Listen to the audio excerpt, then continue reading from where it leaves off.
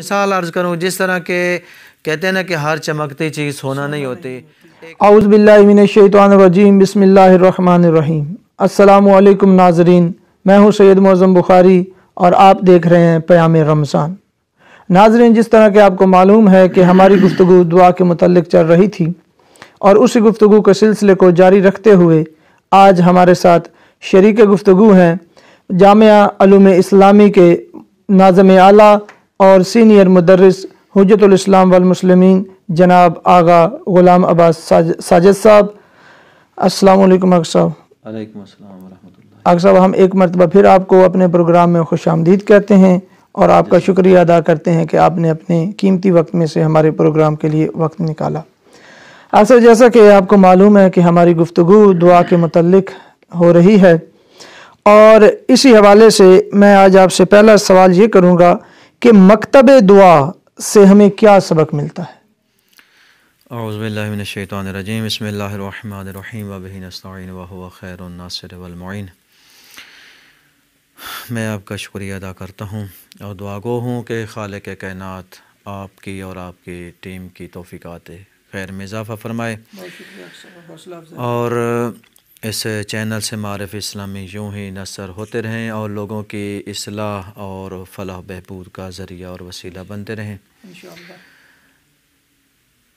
تو عزیزم، جیسا کہ ہمارا یہ پروگرام دعا کے متعلق چل رہا ہے کچھ دنوں سے، آج تقریباً اختتامی لمحات اور مراحل میں سے ہم گزر رہے ہیں، اور آپ کا یہ سوال کہ مکتب دعا سے ہمیں کیا سبق اور درس ملتا ہے، تو جیسے کہ ہم نے پہلے اپنے گفتگو میں عرض کیا تھا کہ ماہ مبارک رمضان قبولیت دعا کے لیے موسم بہار ہے، اور رمضان اور روزے کا جو مفہوم ہے اس کی تکمیل ہی تب ہوتی ہے کہ جب اس میں دعا و استغفار اور مناجات شامل ہوتی ہے۔ تو چونکہ دعا اور استغفار اور دعا و مناجات صرف خدا سے کوئی چیز حاجت کے مانگنے یا کسی خواہش کے پورا ہونے والی چیز کا نام نہیں ہے، بلکہ یہ ایک ایسی عظیم عبادت ہے کہ جس سے ہمیں بہت سارے سبق ملتے ہیں، اور بلکہ اس میں خصوصیت کے ساتھ 3 ایسے مہم ترین اور اہم ترین پہلو پائے جاتے ہیں کہ جو ہر وقت اور ہر دعا میں ہمارے مد نظر رہنے چاہیے، اور اس سے ہمیں متوجہ رہ کے دعا کرنی چاہیے۔ تو سب سے پہلا جو سبق ہمیں اس سے ملتا ہے کہ دعا سے حاجات کی برابری ہوتی ہے اور بلائیں دور ہوتی ہیں، جیسا کہ مولا امیر علیہ الصلوۃ والسلام کا فرمان ذیشان ہے۔ میرے آقا امیر المومنین ارشاد فرماتے ہیں کہ ادفعوا امواج البلاء عنکم بالدعاء قبل ورود البلاء۔ فرمایا کہ میرے مولا امیر علیہ الصلوۃ والسلام نے ارشاد فرمایا کہ بلا کے اور مصیبت کے طوفان کو اپنے سے دور کرو دعا کے ذریعے، قبل اس کے کہ وہ نازل ہو اور واقع ہو، یعنی بلا کے نازل ہونے اور وارد ہونے سے پہلے ہی دعا کر کے آپ اپنے آپ سے اس بلا کی مصیبت، اس طوفان بلا کو اپنے آپ سے دور کر سکتے ہیں۔ دعا اگر یہ کہا جائے کہ دعا مومن کے لیے ہتھیار ہے، یہ غلط نہ ہوگا۔ بے شک، باقاعدہ حدیث کا جملہ ہے کہ الدعاء سلاح المومن، مومن کے لیے ہتھیار کا کام کرتا ہے یہ دعا۔ وعمود الدین، دین کا ستون ہے۔ ونور السماوات والارض، زمین و آسمان کا نور ہے۔ اور چونکہ ہمارا جو ٹاپک تھا وہ دعا اور ماہ مبارک رمضان، تو اسی کے ذائل میں مولا امیر علیہ السلام کا ایک اور جملہ جو دعا کے متعلق ماہ رمضان کے اس دورانیے میں فرمایا کہ علیکم فی شہر رمضان بکثرت الاستغفار و دعا۔ فرمایا کہ تمہارے لیے ضروری ہے کہ ماہ مبارک میں زیادہ سے زیادہ دعا و استغفار کرو۔ فَأَمَّا الدُّعَاء فَيُدْفَعُ عَنْكُمْ بِهِ الْبَلَاء۔ فرمایا کہ اس دعا کے ذریعے آپ اپنے آپ سے بلاؤں کو اور مصیبتوں کو دور کر سکتے ہیں۔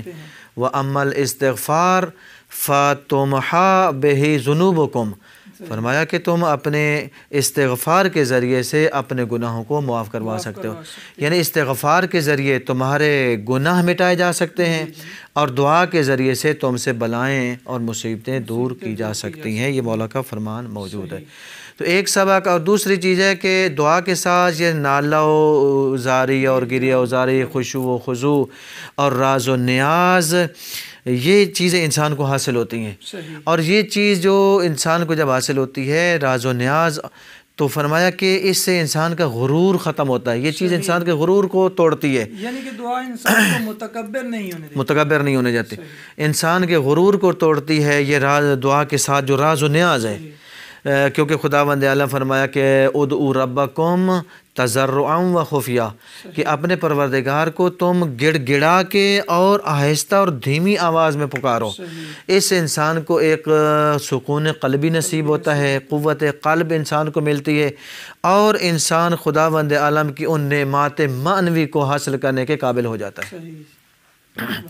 اور تیسری چیز جو ہے، جو سبق ہمیں ملتا ہے کہ ان دعاؤں سے ہمیں ائمہ طاہرین اور پیغمبر گرامی اسلام کی طرف سے جو منقول دعائیں ہیں، ان کے بلند اور عالی مضامین پہ مشتمل اور پرنکات مضامین سے مالا مال مضامین کی طرف ہماری توجہ جو ہے وہ مبذول ہوتی ہے۔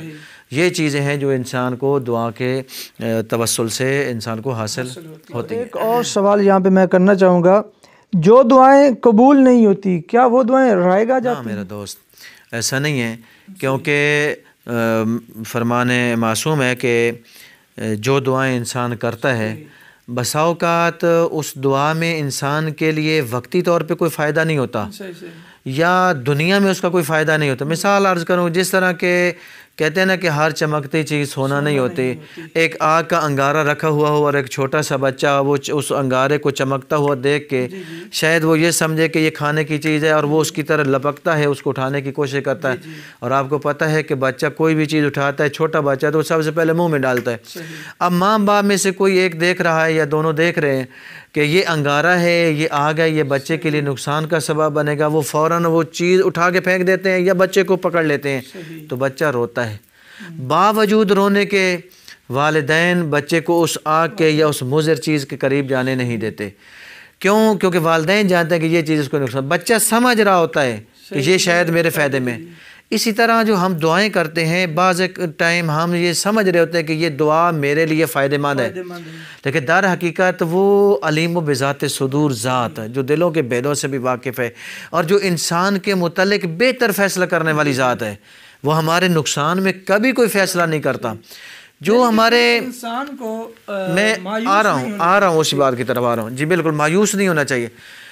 تو ہم دعائیں کرتے ہیں لیکن دعائیں قبول نہیں ہوتی، لیکن چونکہ خداوند عالم جانتا ہے کہ یہ دعا انسان کے لیے فائدہ مند ہے یا نہیں ہے، یا کچھ عرصے کے لیے فائدہ مند نہیں ہے تو اس کو روک دیا جاتا ہے، یا یہ ہے کہ انسان کی زندگی میں وہ چیز فائدہ مند نہیں ہے تو اس کا اجر آخرت میں انسان کو ذخیرہ کر کے دیا جائے گا۔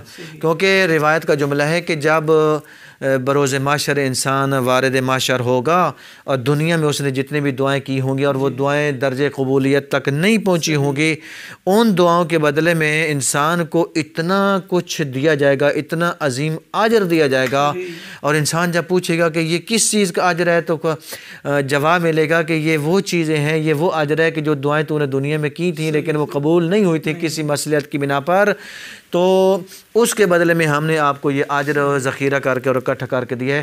تو انسان خواہش کرے گا اور دعا کرے گا کہ کاش کہ میری دنیا میں کوئی دعا بھی قبول نہ ہوئی ہوتی، کہ اس دنیا میں رد ہو جانے والی دعا کا آخرت میں جو اس کو اجر اور ثواب ملنا ہے۔ یہ کہا جائے کہ اگر دنیا میں کوئی دعا قبول نہیں ہوتی تو انسان کو مایوس نہیں ہونا چاہیے اور صبر کرنا چاہیے اور یہ سوچنا چاہیے کہ اس میں میرے لیے بہتری ہے، یعنی کہ وہ خدا کی ذات انسان کے ساتھ ظلم نہیں کرتا، جو انسان کے فائدے میں ہے وہی انسان کو دیتا ہے۔ یقیناً ہم لوگ جلد باز ہیں، انسان فرما کے خلق الانسان عجولا، انسان کو یہ فطرت میں یہ چیز رکھ دی کہ جلد بازی، کہ ہم میں صبر نہیں ہے، اور یہ روزہ ماہ مبارک رمضان کا جو روزہ ہے یہ انسان کو یہ صبر ہی تو سکھانے کے لیے آیا ہے۔ تو ہمیں بہرحال انتظار کرنا چاہیے اور صبر کرنا چاہیے کہ جو ہمارے حق میں بہتر فیصلہ ہو.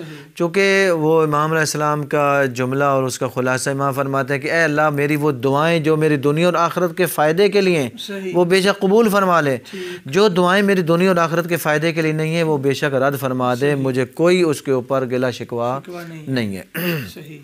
تو لہٰذا ہمیں خداوند عالم کی تقسیم پہ راضی رہنا چاہیے. دعا فوراً قبول ہو جائے تو یقیناً اس میں ہماری مصلحت تھی، اگر دعا قبول نہ ہو اس میں بھی یقیناً ہماری مصلحت ہے اور ہمارا فائدہ ہے، اور صرف دنیاوی فائدہ نہیں ہے بلکہ اخروی فائدہ بھی اس میں پایا جاتا ہے. اور جو دعا قبول نہیں ہوگی اس کا اجر اور ثواب ہمیں دگنا کر کے بروز محشر دیا جائے. یعنی خلاصہ کلام یہ ہوا کہ اگر ایک انسان کی کوئی دعا قبول نہیں ہوتی تو اس کو مایوس نہیں ہونا چاہیے، بلکہ خدا کا شکر ادا کرنا چاہیے، اور یہ اسے یقین ہو کہ اگر جو دنیا میں میری دعا قبول نہیں ہوئی تو اس کا مجھے اجر آخرت میں ملا جائے گا. بہت شکریہ آغا صاحب، آپ نے بہت ہی اچھی گفتگو کی. اور جس طرح کہ آپ کو آغا صاحب معلوم ہے کہ ہمارا اس پروگرام میں آخر میں ایک سوال جو فقہی ہوتا ہے، اور آج آغا صاحب جو سوال ہے وہ ہمارا ناظرین کی طرف سے آیا ہے. یہ سوال ہم سے بار بار پوچھا جا رہا ہے، اس لیے آج ہم اس سوال کو اپنے اس پروگرام میں شامل کریں گے. سوال یہ ہے کہ روزے کی حالت میں احتلام ہو جائے تو اس کا روزے کا کیا حکم ہے؟ خوب، بسم اللہ الرحمن الرحیم. دیکھیں اس میں دو چیزیں ہیں. بعض ٹائم انسان روزے کی حالت میں ہے اور بیداری کی حالت میں ہے، اور اس میں بھی پھر اگر انسان کوئی ایسا فعل سر انجام دے، حتیٰ کہ مثلا مباشرت وغیرہ کرے یا کوئی اور ایسا عمل انجام دے کہ جس کے نتیجے میں منی خارج ہو جائے، یا فرض کریں کوئی ایسا ذہن میں تصور لے آئے جان بوجھ کے جس کے نتیجے میں انسان سے یہ مادہ منویہ جو ہے وہ انزال ہو جائے، تو اس صورت میں انسان کا روزہ باطل ہو جاتا ہے اور کفارہ واجب ہو جاتا ہے. لیکن اگر ایک انسان نیند کی حالت میں، اور نیند کی حالت میں اگر انسان کے اوپر یہ حالت طاری ہو جائے اور اس کی منی خارج ہو جائے، تو فرمایا کہ اگر دوران نیند بندے کو یہ چیز حاصل ہوئی کہ اس میں منی اس کی خارج ہو گئی اور اس دوران بندے کی آنکھ بھی کھول گئی، تو اس کو روکنا واجب نہیں ہے بلکہ بے شک اس کو خارج ہونے دے، اس سے روزہ باطل نہیں ہوگا. اور بعد میں آپ اٹھ کے مطلب فوراً غسل کرنا بھی واجب نہیں ہے. فوراً غسل کر لیں تو زیادہ بہتر ہے، لیکن فوراً غسل کرنا واجب نہیں ہے. جب تک نماز کا ٹائم نہ ہو جائے اس ٹائم تک آپ ڈیلے بھی کر سکتے ہیں. لہذا جان بوجھ کے کوئی بھی ایسا عمل انجام دیں گے تو اس سے آپ کا روزہ باطل ہو جائے گا اور کفارہ بھی ہو جائے گا. اب چاہے وہ جائز طریقے سے ہو چاہے وہ ناجائز طریقے، لیکن حالت خواب میں نیند کی حالت میں اگر ایسا ہو جاتا ہے تو پھر روزہ باطل نہیں ہوتا. بے اختیاری حالت میں روزہ باطل نہیں ہوتا، جان بوجھ کے اگر یہ جان بوجھ کے. تو ناظرین، آج کے پروگرام کا ہمارا وقت ختم ہوتا ہے. انشاءاللہ ملاقات ہوگی اگلے پروگرام میں، تب تک کے لیے اللہ حافظ.